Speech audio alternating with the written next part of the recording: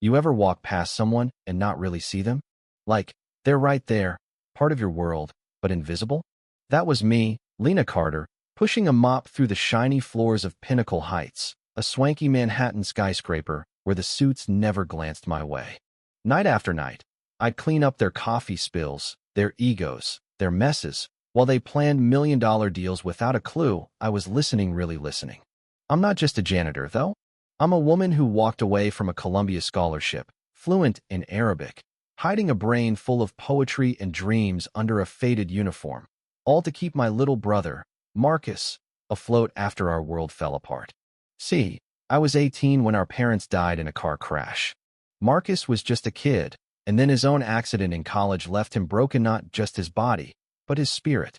I dropped everything to be there, picking up shifts, translating side gigs, whatever it took.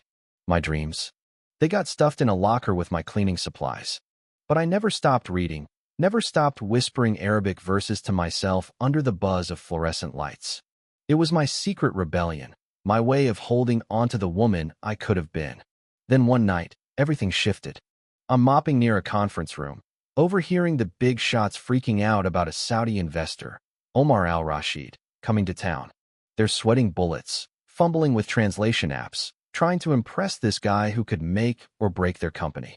I keep my head down, but I'm soaking it all in every word, every worry. The next day, Omar walks in, all sharp suits and quiet power, and the room goes dead silent. He starts speaking in Arabic, smooth and formal, and the execs? They're lost, their apps spitting out nonsense like camel financing instead of capital structure. I'm outside, wiping down a glass wall, trying not to laugh, when Omar says something that stops me cold. They've prepared everything except respect. They see my money, not my mind. I don't know what came over Mehmed. It was years of being invisible. Maybe it was those words hitting too close to home, but I turn and answer him in Arabic, soft but clear. Sir, true partnership builds on mutual respect, not just profit. The room freezes. Every head snaps toward me, the janitor with the mop. Omar's eyes light up, this slow smile spreading across his face. The VP, Karen Voss, tries to laugh it off, all snide. Well, isn't that cute? Did you memorize that from a phrasebook? But Omar's already on his feet, ignoring her, asking me about my training, my story. I tell him, steady as I can, about Columbia, about the years of study, about the life I left behind. He nods, like he's known me forever, and says, MS. Carter, you're the most qualified person here. Will you interpret for us? Karen's face goes redder than her lipstick, but the CEO, Richard Hayes, has no choice. Hay waves me to the table.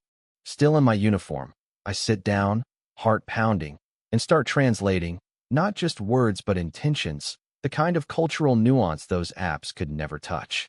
The meeting flows, the deal starts to click, and for the first time, I'm not just Sim Heard. But Karen? She's seething, her fake smile sharper than a knife.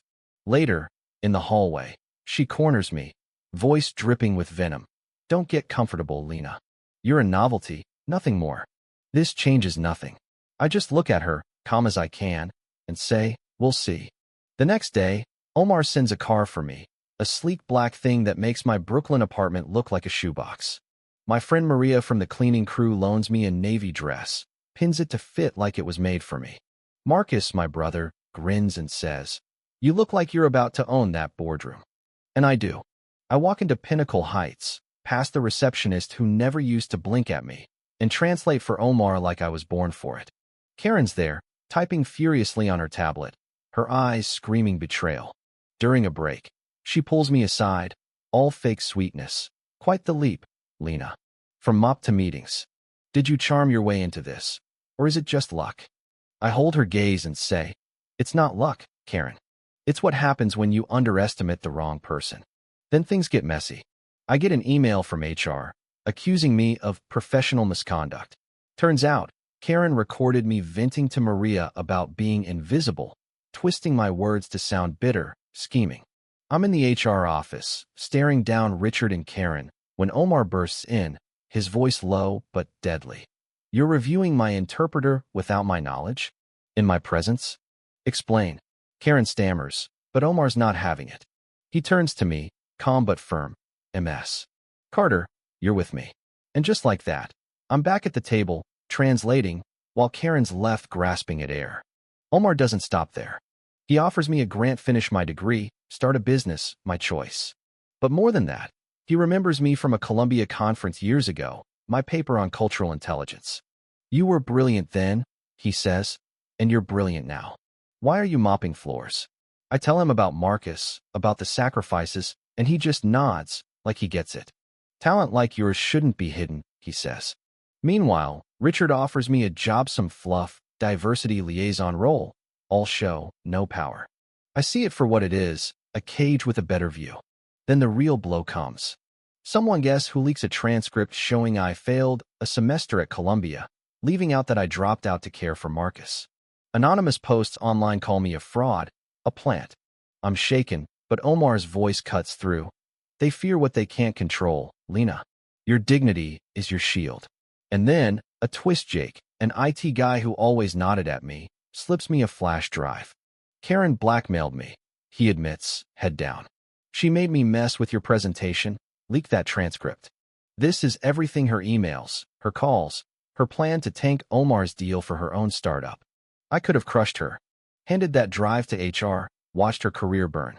Instead, I meet her in a quiet conference room, slide the drive across the table. This is your copy, I say. You tried to erase me, Karen, and it didn't work. I'm not here to destroy you, I am here to outlast you. Her face crumples. No words, just silence. I walk out, head high, knowing I've already won. I take Omar's offer, not the grant, but a job. Director of Cultural Strategy for his foundation in Dubai.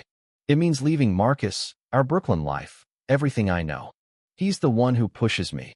You taught me to grow, Lena. Now go. So I do. I move to Dubai, lead initiatives that bridge worlds, make headlines. My memoir, Silent Fluency, hits bestseller lists, and Pinnacle Heights? They name a fellowship after me, training janitors, guards, assistants, people like I Wasta Rise. A year later, I'm back in New York, speaking at their summit. The room's packed: execs, staff, everyone. I start in Arabic, let the words hang, then translate. Don't wait for someone to hear you. Teach them your language. The applause is deafening. Marcus is there, running his own coding nonprofit now, dedicating it to me. To my sister, who spoke when no one listened. But here's the thing: what about you? Who's the invisible person in your life? The barista, the driver, the cleaner you pass every day? What's their story, their voice? Drop a comment, tell me who you've overlooked and why their story matters. Hit that like button if this hit home, and subscribe for more stories that make you rethink who's in the room with you.